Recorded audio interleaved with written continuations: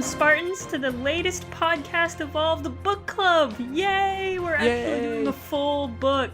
Oh my god. I am your host, Krysta, and with me today is David. Hello, everybody. And Oran.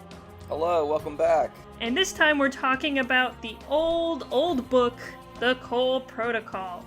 Old book? It is very old. It was released in November 25th, 2008. 2008. That's 10 years old. That's how you tell time. That's how they tell 2552 and stuff like that. So. Wow, almost 10 years ago. I know, it's pretty crazy. It's crazy nuts. that we haven't seen from the Grey Team in that long, but we'll get into that later. Just some background on the book. We already said the release date. The title is The Cole Protocol. The author is Tobias Buckell. The publisher is Tor. Long ago when books were published by Tor. The length is 358 pages. So it's a pretty meaty book. It's got a lot to it. Yeah. The audiobook was 10 hours long. Like, the guy was such a slow reader. Oh yeah? Who read it, Oran? I don't know who read it. I can look it up if you really want. No one of particular notes, though. Like, it didn't have the way, like, you know, some of the audiobooks have, like, crazy actual voice actors in it and stuff. Like Jen Taylor and... Like, I think it was Tim just DeBabo one person. But what was also kind of cool is that, like, when there were, like, intense battle scenes or something, like, music would come on in the background, which I think I've heard of maybe one other book, but it was just, like, you know, Jai runs over and drop kicks a jackal. Da, da, da, da. Yeah, exactly. Da, da, da, da. So it was pretty cool. Adriana throws a mongoose at grunts. Oh my god, that was such a good scene. We're getting ahead of ourselves. Stick to the script, guys. Just so you know, this is going to be chock full of beautiful, beautiful, juicy spoilers. So if you haven't read the book and you still want to read it, go ahead and read it. But if you want to kind of overview and kind of the main points of the book, keep listening. Good stuff. Just a quick synopsis. This book touches on so much, so I'm going to try to keep this as quick as possible. Basically, long ago, in the system of 23 Libre, the Covenant glassed a planet called, Matiste? Oh yeah, Madrigal, sorry, that's the moon. Yeah, Madrigal. And the people who were on Madrigal were kind of miners, civilians, and some insurrectionists. So when they escaped Madrigal, they're like, you know what would be cool? A base made of asteroids. And that's what they did. They made a huge base that housed about 1 million people made out of asteroids with interconnecting tubes they called the Rubble. Unfortunately, the Rubble decided that hanging out with Covenant would be a good thing, so they started trading with the Kigyar. Fast forward to present, when this book is set, which is 2535, roughly. Because there's no dates in this book, so it's kind of hard to actually pin down when it happens. Yeah, I seen in the trivia they were saying this is one of only 2 books that doesn't have dates in it. I mean, at the very beginning of the book, they say it's set 9 years after First Contact. Okay. So, I mean, you can sit and plug the numbers in and figure out exactly when it goes on. But at this time, like, so much stuff was going on, they could do whatever. So it's 9 years from 2525, which is roughly First Contact. So yeah, that's 2535. 2534, thereabouts? Yeah, thereabouts. So the Rubble exists, they're trading with some of the Covenant. The Covenant have obviously ulterior motives, and there are Spartans around the Rubble called Grey Team being super sneaky and slowly disabling data per the Cole Protocol, as per the book's name. So I think that's the first kind of misnomer, or I guess not a misnomer, but the first thing that I thought was weird is that it's called the Cole Protocol. It's about enacting the Cole Protocol, but for some reason I had some idea in my head that it was about Preston Cole, but it's like totally not. I had the same kind of thought as well when I was first like looking at it, and then I realized it wasn't, but it was one of those weird kind of like titles. It's about the initiative that Cole put into place, and if you don't know, which you should, at the height of the Covenant War, humanity really wanted to protect the whereabouts of its inner colonies, and especially Earth, so a protocol was put into place that any UNSC ship that might even have a modicum of data related to Earth must be either destroyed or disabled. So if you were going to get captured by the Covenant, you have to disable and destroy any data pertaining to Earth. So for people in the Rubble, the data is slowly disappearing because the Spartans are taking it out. So once they realize that, hey, all of our navigational data is disappearing, the council that overrules the Rubble decides that one person should have this code that allows them to be able to access that data, which is, God, how do you say his name? Ignacio? Ignacio. That's what the audiobook said. Ignacio. Okay. Well, they mostly say his name is Delgado when they refer to him. So Delgado is the keeper of the data. He runs into some of the Spartans. They're like, hey, you should give us the data. He's like, no, this is my data. He's like, okay, if you wanna give us the data, here's the beacon. Which I thought was real weird. They just let him away with it. Yeah, well, Grey Team obviously works very differently than other Spartan groups. They work a lot more like Oni agents than actual Spartans. But even then, when you think about it, when you have an image of Oni, it's like dark. You think Oni would just literally kill this dude and take it.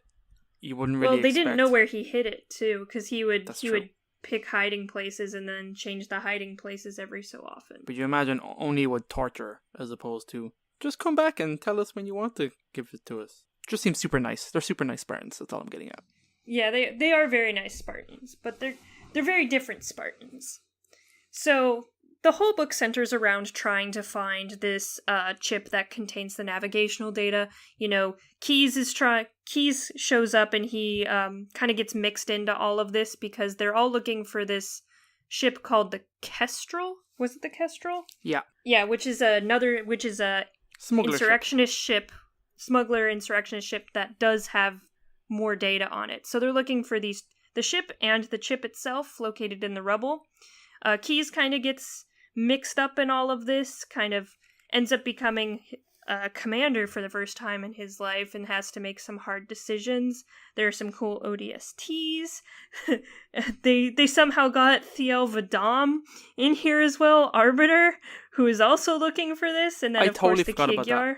I had to reread that. I was like, wait, is this him? Is it really him? It's like, wow. And then on the Covenant side, there's this feud between the Prophet of Truth and the Prophet of Regret, who have told Regret has told the Singhili to do one thing, and Truth has told the Kigyar to do another thing. So there's this strange inner conflict going on. There is quite a lot covered in the 358 pages of this book. But in short, the Kigyar have been amassing an army of Envoy who have this crazy capacity to breed at unprecedented rates. So this Kigyar is hiding 100,000 Envoy on a moon close to the Rubble, wanting to start an invasion force once they get the nav data that they want and take over the Rubble for themselves. On the other hand, Keyes is trying to enact the protocol by getting the data and just destroying it. He also kind of sees the threat that the Rubble is under and wants to help them. The Spartans are just trying to do their job, which is to get the data, but end up, going with Keyes and trying to save the Rubble. In the end, we haven't even talked about the AI Juliana, who is a rampant AI controlling the Rubble, who kind of goes back and forth between both sides of the insurrectionists and the UNSC, which gets them to inevitably work together. She's great. She is great. She's a lot of fun. I like really fun, crazy AIs, because every time Juliana comes up, everybody's like, this girl's fucking crazy. I don't know what to do. She's like, hey, do this. And they're like, I guess we have to do that. Yeah, I mean, they're also kind of stuck with, like, the Rubble needs an AI to control it because there's so many different moving parts. There's so many calculations involved in the Rubble being this whole massive interconnected asteroids buried within an asteroid belt that, like, all these fine calculations need to be done by an AI. So, like, they're kind of screwed into, okay, she's rampant, but we can't live here without her. Yeah, so they're like, yeah, we don't have any resources to make another one, so we might as well just use the one we have. Meanwhile, again, the insurrectionists, or the Council of the Rubble, have created this project called the Exodus Project, which is basically an insane idea to make a 6-mile wide asteroid a moving ship, just in case the Covenant come to evacuate. So that's happily there, and they want the navigational data to eventually go into the Exodus Project so that they can leave. The Covenant has found this out, and they want to use the Kig-Yar want to use the Exodus Project to fill it up with Envoy and bring it to Earth, and then the Kig-Yar will, gain an upper hand on the Singhili of, like, the Covenant totem pole. They don't want to be down by the Envoy, they want to be up with the elites. Yeah, with the elites. So the Kig-Yar are thinking, hey, that's probably a good idea. So basically the book ends with Keyes and the Spartans and some ODSTs and the insurrectionists all banding together. They destroy they destroy the base on the moon Matiste. Yep. I'm just going to call it Matiste. That houses all the Envoy by dismantling the Rubble and smashing it into the planet. But also doing the standard Spartan, let's take a nuke down to the ground and nuke it. So there's that too. Yeah, so they nuke it, and then there's a great scene where the commander, Reth, just looks up trying to escape the planet, and there's just a giant boulder of the Rubble headed towards him as he dies, which is great. So they basically slam the Rubble into the planet and then escape on the Exodus Project, where they end up at a intercolony system. And Keyes gets promoted. Some of the people from the Rubble kind of see the need to combat the Covenant and go out and join the UNSC. And Grey Team's like, hey, we're going to go do other stuff, bye. So that's basically... That's the long and short of the book. There is a lot contained in it, like I said.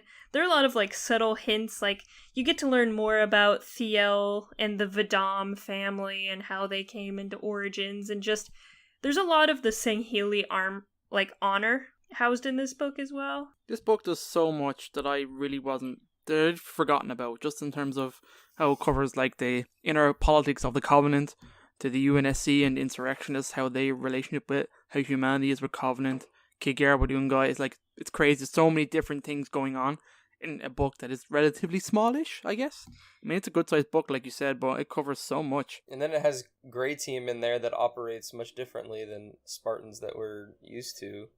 And so it just kind of throws in another dynamic. I mean, like you said, stars of the show, Keyes is awesome, Grey Team is awesome. The thing that I think, like, going through the book for the second time, you actually kind of realize how little you actually see of Grey Team. You see a lot more of Keyes than you do of Grey Team. Okay.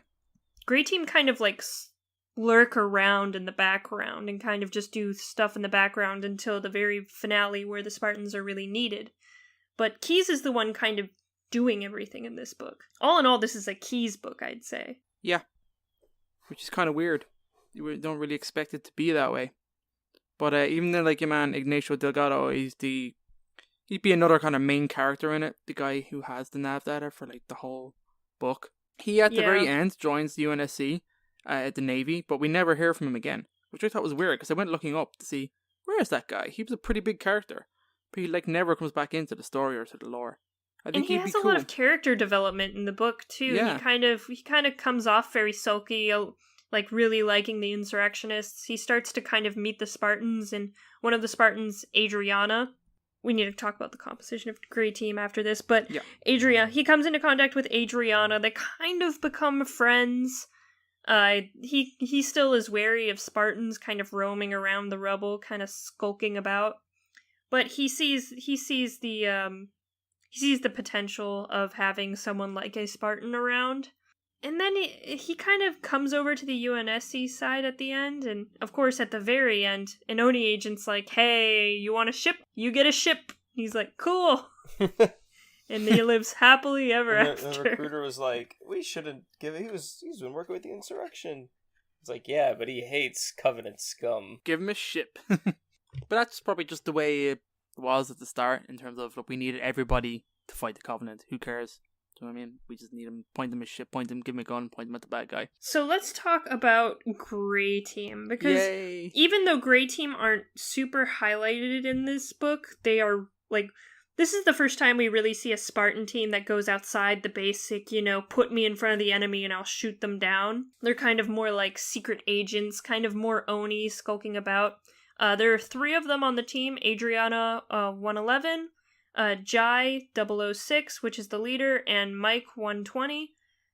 And they kind of hang around, they kind of spy on things. They're relatively, like, they of course love fighting and love combat, but they're relatively docile compared to some of the other Spartans that are like, I want to shoot stuff all the time, I want to be on the ground, I want to be doing stuff. They're kind of okay with kind of doing a lot of recon and kind of just waiting for stuff to happen.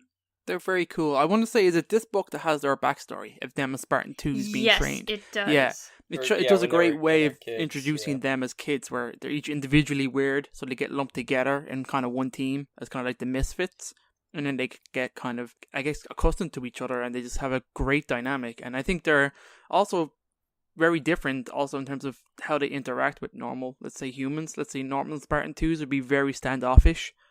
They're very much set apart from normal humanity, when Grey Team seem to be, I mean, they're going in with no armor and trying to be undercover, which I think is hilarious when they have pictures of, like, Adriana meeting Ignacio in a bar, and it's like, she's like she's 7 foot tall giant woman with, like, worker overalls. It's like, yeah, right.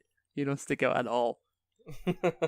It's also when they're in childhoods or at boot camp, they're also highlighted as the ones that was, like, trying to escape frequently, and even Mendez like would threaten them, and they'd always get caught and all this kind of stuff. And it was just a very, very different type of perspective from. It's really funny because the leader Jai is always escaping. He's always getting farther and farther. Every single night, him and Adriana go out and they try to escape. And so they kind of just lumped those 2 together. They're like, you guys work together. Here, meet Mike. He stole one of our pelicans at the age of 5. Oh, yeah, that is awesome. But, like, I mean, I know you guys haven't read it yet, but their character development so much more happens to them in their next book, Envoy, that, like, it's just so cool. They're just such a great team. It is such a shame that they waited this long to do anything with Grey Team, because it's been about 10 years. Man, I was so excited when Envoy got announced, and it was like, yes, it's the return of Grey Team, and you're like, fuck yes. And it's a great return. It's a great book, really. I think it's underrated. I don't hear people talk about it half as much, but Envoy is such a good book, just for what it does. I'm pretty sure it has a little bit of the tie-in of the Banished is in there. They sow the seeds for Aatrox, because it was around that time period where, like, they were kind of retroactively adding in the Banished to Halo lore, in terms of, like, hey, they were alive around the same time as these guys, but just you didn't hear about them, but they're still there. So it has a cool little kind of tie-in to the Banished there. And I don't know, I mean, it's just, it's so good. I love Grey Team. The thing about Grey Team is, like, you kind of, I don't say you get bored of some of the normal Spartan teams, but they're kind of cookie cutter. They're kind of the same thing over and over again. The only teams that kind of differ from that is Black Team, which kind of ended up being kind of boring in the comics.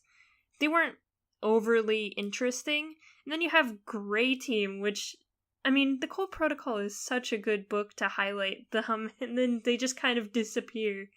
They're like, at the end of the book, they're like, hey, we have a really cool, important mission. It's going to be the coolest thing ever. And then you're like, cool, I can't wait for the next book. And that's it. But I love the idea that they want a prowler and just kind of get their own ship. I mean, I love this self-sufficient team. They're great. I mean, if you've read the other books, like this came out way before the Kilo 5 trilogy, but it's got a very similar vibe of this kind of team that just operates on their own from a prowler. They just get given a mission and they're gone for years at a time, just doing their own stuff. They're given like so much leeway, just for the kind of unit they are. They're so interesting. They'd be such a great video game. I mean, come on, great team game. They would if they wanted to put stealth into a Halo game, espionage, and this just, would be the team to do undercover stuff. Well, between them and Kilo 5, they're great stories, like, you know. Yeah, Kilo 5 works very similar to them, but this is a Spartan-II team, man. No, man. They're Spartan better. 2. Well, Naomi's Spartan-II, but like she's only one, I suppose. Yeah, that's true. This is a whole team. Plus, I mean, one of the things I really like about this book is kind of just the absurdity of some of the fight scenes. Because in one of the fight scenes, when Adriana goes down to the moon where all of the Envoy are breeding, she comes down in an ODST pod. She gets out of her pod and realizes, hey, I'm surrounded by grunts. And she's like, you know what I should do? I should get into the ODST pod, which is on its side, and just fire the rockets. The jet engine on it and just plow through all of these grunts to get out of the line of fire.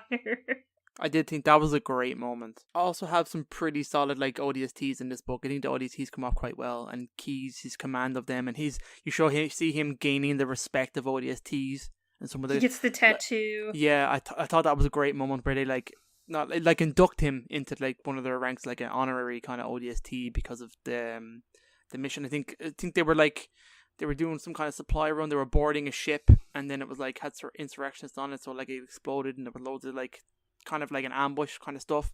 And Keyes kind of gets all these ODSTs and they're injured and puts them into a shipping container and just jettisons into space. Keyes realizes the ship is compromised and going and set to explode. It was a trap to get them there. So he's like, okay, put all the injured in a box. Yeah. And then we're going to all jump out into space from the ship and fire our guns in the opposite direction we want to go and use that torque to get to our ship. And that's what gets Keyes elevated to actually serving on a ship, because Keyes kind of was there to just help with negotiations with the insurrectionists at first, because he was a teacher at Luna. He didn't actually do a lot of military service.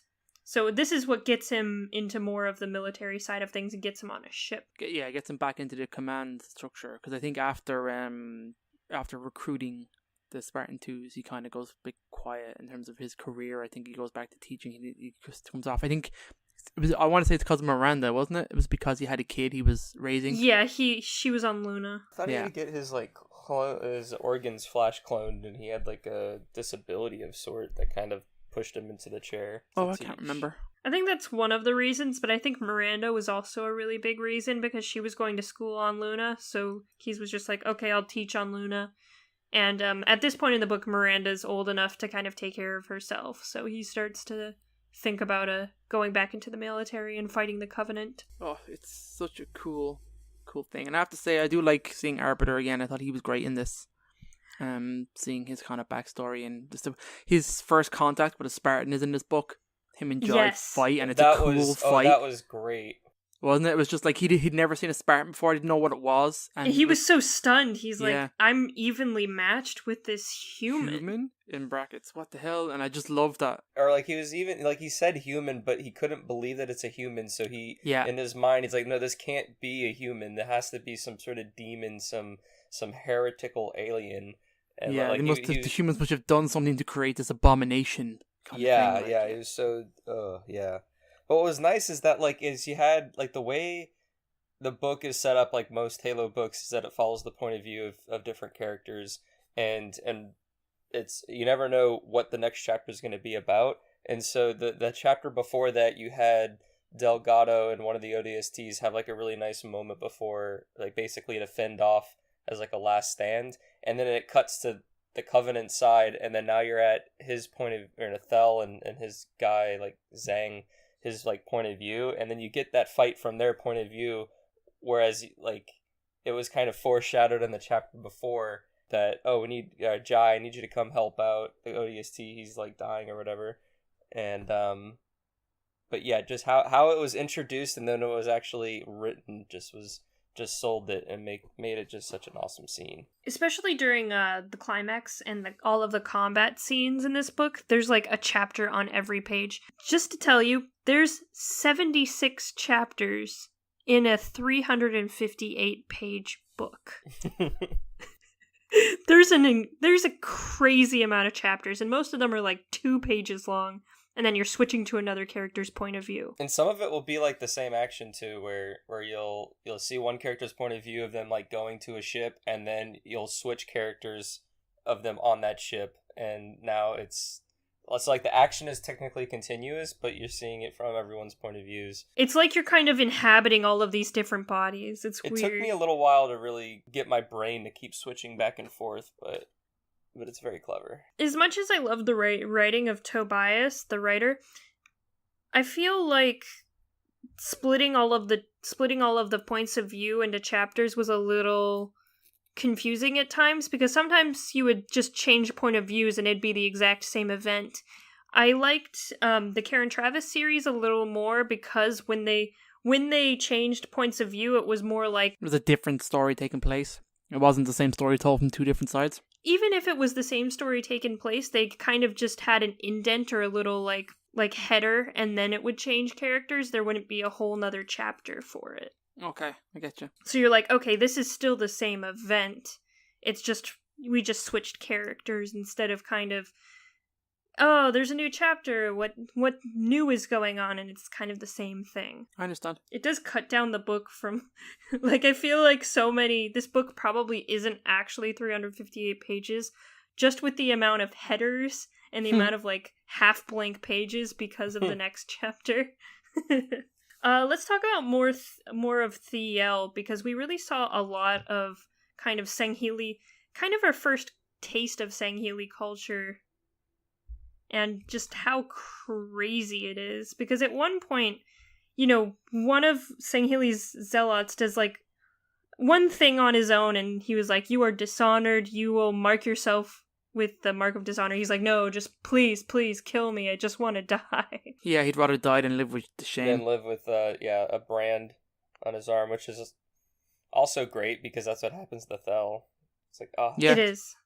It foreshadows his story in Halo 2. And it's, I don't know, man, there's so many cool points. I mean, I think it's weird that, like, it just shows their culture, like, when he got, like, made, can't pronounce Kaidan, when he gets, like, the leader of his keep. Kaidan. And then, like, he expects assassins, and then they show up, and he just says, okay, because grand, look how great I am, they didn't touch me. And then he just kills the dude who sent the assassins after him. It's like, this is just the way it is. Yeah, that's our opening sort of moment with Thel, and just like, oh, he's a Kaidan, but his like council, you know, there's one member that doesn't want him in, and so he has to deal with assassins to prove himself that he's a good warrior. And then and then also not only does he kill that advisor, but then he banishes that whole guy's like family off from history, history, his entire just deleted, just like, yep, they're banished, they're forgotten. And that's how it really goes, because like all of these zealots are basically representing their houses. So when they get dishonored and they do bad things, their families are either going to be basically killed, just obliterated by other Sangheili houses because of their dishonor, or they'll be marked down on the ranks, which means they won't be as high, they won't get as many wives, and kind of interbreeding between the different houses, and they're not going to get as many resources. It's a huge, crazy, like, ever-moving totem pole in the Sangheili clans. That's pretty crazy. Another thing that kind of happens throughout this book is that Regret and Truth are kind of bickering against each other. They have these 2 different sides, and they're trying to kind of find they're both going for the same goal, but they do it differently, and at some point they realize that, hey, you're the one who did that. That's kind of funny. And it kind of dwindles down to the Envoy, the Kigyar, and the Sangheili, who are like, these oracles are bickering among themselves, and it kind of tests a lot of their faith in the Covenant. They're like, why is this happening? That's kind of weird. They're making mistakes. I was going to say a good point towards the end where Thel is talking with one of his advisors just on how the prophets were kind of unclear and not in sync with each other, and like how are we supposed to be zealous if the hierarchs are being conveying misinformation? Like, isn't that hierarchical or what's the word? Heretical. Heresy? Isn't that like its own form of heresy? And it's his advisor's response was basically that it's hard to really tell. Like, as much as you want to believe in it, that at the core of it, who really knows what is right and what is wrong? You just kind of have to believe what you believe is correct. And it's so nice to put in there because of what truth and regret.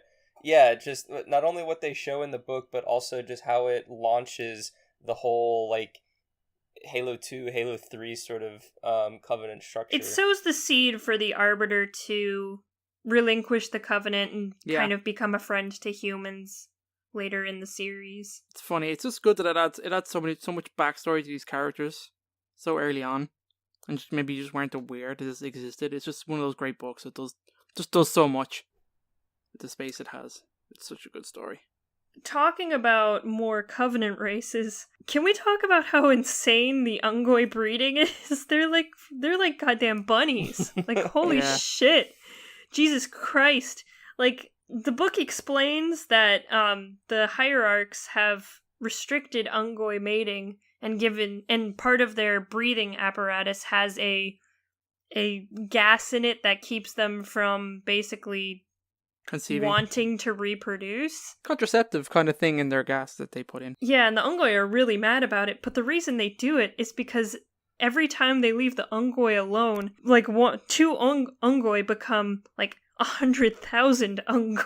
It's crazy. It's cool though. I love their race, and you get to see in the most recent book, Halo: Legacy of Onyx, there's a family of Ungoi there, and it's really interesting to see like how they work. I mean, we don't get a whole lot about them. We get like interesting characters. They're kind of like, everybody laughs at the Ungoi, do you know what I mean? But they have an interesting story to them as a race, do you know what I mean, as a people. And they call their brothers and sisters like nipple brothers, which is great. A lot of nipples, a lot of nipple action. Yeah, I mean, the Ungoi are kind of shit upon, but at the same time, they are the easiest cannon fodder ever because they just reproduce for themselves. So, I mean, you take 100,000 Ungoi and you put them on a planet, they're gonna kill everything just by their sheer number. The thing that holds them back is also the type of planet they need. They need like to breathe methane, so they're very limited in what they have. I think it's one of their kind of the big selling points of, because they hate jackals. I think because jackals put that retardant in their there was like the grunt rebellions. I mean, I think it was in some other book where they were talking about like when the Kigyar hated the Ungoi and they put something in their gas to stop them breeding, and I think it killed loads of fucking Ungoi, like a genocide. So they freaked out and rebelled. So I want to also say the fact that they're here with the Kigyar working. I think the big selling point of that was that there was a planet, I think you said it, it's her side, the moon, that has a methane breathable atmosphere. That's where that kind of Kigyar base was. So I think the Ungoi only really allied themselves with Reth to get access to this planet, to have a planet to breed on, because they're so limited in terms of their resources in space, because they breed like fucking rabbits. They do. The Kigyar promised the Ungoi the planet once everything was said and done. They're like, here, there's methane on this planet, you can have it, and you can breed as much as you want, you crazy sex maniacs. Crazy ass sex maniacs. Or I was gonna say, we touched on this a little bit with Adriana, and how she had to, like, she had a rocket launcher and a battle rifle, and she's hiding behind her drop pod and shooting all these Ungoi, and she's, killing them all because they're Ungoi, but she's like running out of bullets, and she's like, I can only use my rocket as last resort. And she realizes that, no, she needs to like blow these guys away because of the sheer number of them, almost like a firefight mode. So it's like they're a force when they are in the, they get numbers. And in certain circumstances. So it's nice to kind of have that perspective instead of always just being the little guy that gets shit on. Yeah, I mean, over the countless number of Halo books, there have been, like, interesting grunts here and there, most of them deacons. But in general, grunts are, in the Halo universe, just to be thrown at an enemy. Almost literally. Almost literally. Like, very close to literally. Yeah. Is there anything else we want to cover before we kind of go into fun trivia, a little off-topic, and our closing? Just the Exodus project that they were doing, I Oh, think was such yeah. a cool idea. The fact that they were a portion of this Rubble, one of the massive kind of asteroids, that they were essentially putting space engines into it so that they could just mass evacuate the Rubble. Thought that was really fucking cool. This was a cool idea of this asteroid with engines going through slip space. Yeah, so it's cool. It's just a cool climax to the actual to the story itself and how they rescue all these people. It's just it's crazy. But like that's the whole point of the Kigar and humans were like Kigars wanted information, the humans wanted slip space engines. Is essentially what was happening there, and it's just another level of an interesting dynamic that how like trade binds these two warring forces against with each other. Obviously, they were trying to backstab each other, but it's still cool. Like the Kigyar said a couple times in the book that they actually do enjoy trading with humans. They like humans' need for wealth, which is very similar to the Kigyars. And they're like, well, if the Covenant wasn't here, we'd probably make a lot of money together. Yeah, I think of all the Covenant races, Kigar and humans are very similar. Which is kind of weird because they're weird bird people. Yeah. But they're always great characters. I always love Kigar characters in the stories. There's great ones in Kilo 5 and they pop up every now and again. They're always cool. I love their especially the hierarchy. ship mistresses. The ship mistresses are really cool. Because the Kigyar are a matriarchy. And it's just so cool. I love it. Feminism. The feminist race. Feminism. Good job, Krysta. So was Reth a female ship mistress? Or Reth was a just male. Yeah, Reth was a Reth male, was just like a pirate. Okay. Yeah. Oh yeah. So I wanted to mention this briefly. So the Gerald Harne, is that how you say it? The there's brutes in it, yeah. The brutes make a brief appearance in this book. They're just there to screw over the Sangheili. Yeah, basically, like them, and then also the Kigyar ship mistress. They kind of try to backstab Thel. and it just kind of helps. Like their brief interaction in there also just kind of reinforces a little bit what happens in Halo 2 with kind of like who should really be the right hand to the prophets. Should it be the brutes or should it be the Sangheili? And so it's just kind of it was another nice little touch that they kind of brought in there to kind of flesh out the Covenant hierarchy and ways of how they operate and stuff. Yeah, I don't know what word I'm looking for. So a little bit off topic, but the cover art for this book is so good. That's the one with the grey team Spartan, kind of with crazy yeah, armor. And there's like there's asteroids and Hesiod in the background, so it's kind of like reddish. I think it's super cool. I really like it. It's a cool picture. It's cool art. It's pretty sweet. Some fun trivia from the book. The Cole Protocol is actually the first canon source to call plasma grenades sticky grenades. Oh. Which at the time was just an Xbox Live term for them. Oh, like fan name? Yeah, sticky grenades was a fan name. It kind of makes sense. Yeah, and this was after the release of Halo 2, so I imagine that kind of stuff was in it. Yeah. To be aware of. Yeah, with the it was 2008, so it would be Halo 3. Yeah, sorry, Halo 3. Well, yeah, but also in Halo 2, just the whole Xbox Live community, just kind of playing for years. I mean, sure, you have that "bet you can't stick it" line that was in the marketing for Halo 2, so you know. Oh yeah, but that wasn't canon. We're talking. Sorry, about you're canon. right. You're right. That didn't actually canonically happen. My bad. Also, this made me unnecessarily angry, but in some of the battle scenes, grunts are oftenly wrongly described with purple blood instead of blue. I don't know why it bugged me so much, but it made me really mad. I'm like, God damn it! I mean, now that you pointed it out, like I get it, but I don't think I really noticed. I definitely didn't notice. I'm not a crazy person. I noticed and I was really mad, so. Okay. Just, what are your guys' general closing thoughts, the impact it has on, the Halo universe itself, overall view of the story? I know you read it earlier. Well, earlier as in years and years and years ago, like I did. So when Yeah. you read it back then, it was kind of a different Halo space. So this actually revealed a lot more. Yeah. I mean, what are your thoughts? I guess it's not as relevant now as it was back then. Where it's a book about backstory. I mean, even at the time when it was written, it's set in events that happened way before Halo CE. So you know what I mean. It's all backstory. It's one of the Jacob Key's most awesome books. But again, I was super bummed by how good he was in this because he's dead. So like, it's just another book about how awesome Keyes is after he's dead, and that kind of bummed me out a little bit. But the introduction of Grey Team and their dynamic was awesome. I love that, and always wanted to hear more from them. Is why I was so excited that Envoy came out so much eventually came out afterwards. Just kind of the events in it aren't hugely impactful, I guess, because they're just backstory. I mean, you never hear much about them again. There's so many good characters in this that don't reappear again. Do you know what I mean? In Halo lore, which is again disappointing. Well, and literally at the end of the book, they basically tell all the main characters, forget this ever happened. So it gets kind of buried, and then you're like, oh man, but there's just so many kind of important people and events that just get glossed over a little bit because it was all kind of hush hush. But I guess even that's just the impact to the wider lore. As a book, I love it. It's one of my favorites. I love Cole Protocol. I love all the characters in it are great. Where it goes is great. The story it tells, it's great. I love it. Oran, this was your first time reading it, so what did you think?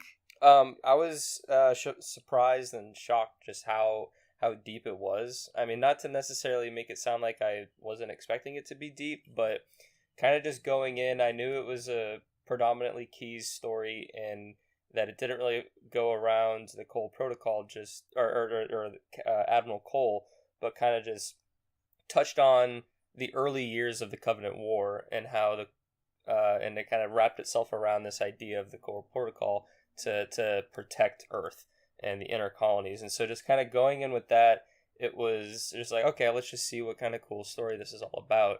But then, the more you read, the more I was, getting on with the structure of the story and going back and forth with all the different characters.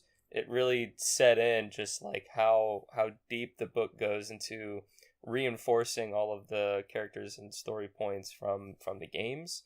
And not to say that like I already knew some of it or all of it, but like, I have a few other dots that I've been able to connect over the years by talking with people even without reading the book. But to kind of have the origins of those, I guess, connectivity was just very rewarding. And then all the while learning about Grey Team, like I knew basically nothing about Grey Team. And so kind of learning more about them was like one of my favorite parts of the book is when you get their boot camp backstory, and just because every other time I've experienced that moment in Halo history, it's like always been from the point of view of John and his blue team friends, with the exception of when we find out about Kurt and kind of what he was going through in Ghosts of Onyx. But like since they've done Fall of Reach so many times, we've seen like what the boot camp is from all these different mediums and perspectives, but they're all around John. So to see it from someone else's, like, okay, this is from Jai's point of view, how he's more of just like an outlaw and he wants to escape, and then you have Mike who hijacks a pelican. And so it's just to really get that completely new point of view, I thought was just very, very awesome and very rewarding to read. And then when I got to the very end and it was like, we got this super top secret mission for you, and I was like, sweet, time to go read Envoy now, no waiting for me. Yeah, you bastard. But yeah, no, it's I think this is just another example of one of the great Halo books that really fleshes out a lot of decisions and character motivations that we see in the traditional games. I generally agree that the material covered in this book can be a little redundant for people who kind of know a lot about the Human Covenant War, especially pre-Halos. So, I mean, the information's outdated and a little redundant, but it's still a really good book. I think the best thing to take from this book is generally Grey Team. Going back to the book, I was quite surprised at some of the Covenant stuff that happened. I had brief glimpses of Thiel's in it. There's some Sangheili stuff, and there's like a grunt thing. But other than that, I didn't remember quite as much. I definitely didn't remember Keyes as much from this book. And unfortunately, Keyes isn't my favorite character. I know it's not a very popular opinion. But for me, Grey Team was the best take from this book. But in general, I would recommend this book to anyone looking to learn more about the insurrectionists versus humans during the Covenant War. Captain Keyes, more about Arbiter and Sangheili culture, some of the quarrels between prophets, and of course, Grey Team. Yay, Grey Team. Yay, Grey Team. Gotta love Grey Team. Okay. All right. Good book. Yeah. So go read it. Otherwise, you'll be sad. Otherwise, Envoy now will make go no read sense. Envoy. That's what we should say. Yeah. Because you've already read the book if you're listening to this, or you should anyway. Yeah. So what's coming up, Krysta? Our next book club is going to be Oasis, which kind of ties into Envoy. Oasis is the short story from Fractures, and then we are moving on to Envoy and more delicious, delicious Grey Team. Yay! All written by Tobias Buckell, by the way. Who is a great author. I really like his writing style. It's very easy and very flowing, I'd say. It's very easy to... he doesn't go into like crazy detail, but you get general concepts and you're able to fill everything else in with your amazing brain. Amazing brain. That is it for now. This has been another Evolved Book Club. David, Oran, me, fun stuff. Go to facebook.com/groups/podcast evolved. And you can find places that you can gush about how much you love the Cole Protocol and how much you love Halo books and Halo stuff in general. Also, we have a website, halopodcastevolved.com. Pretty simple, pretty easy. I think Ian wrote a couple things on the Cole Protocol in his new blog posts. Very fancy. Oh, and also, check out our website because Ian, almost completely redesigned it. He was just sitting around. He's like, oh guys, I changed a couple things. He was like, can I change this? Can I change that? And I'm here I'm like, yeah, I guess you can change it if you want, I think I designed it and it's perfect already. But then he goes away and he was like, Oran, your website was shit. And I'm like, Ian, you're right. No. It was. It really was. It's really nice. Anyway, so go check that out. It's pretty cool. It'll give you your daily dose of radiation because, of course, Ian is a radiation person. So. A nuclear scientist. Not a radiation person. Jesus. Same thing. Shut up. Anyway. That's it for us. See you in the next book club. Evolve! Evolve!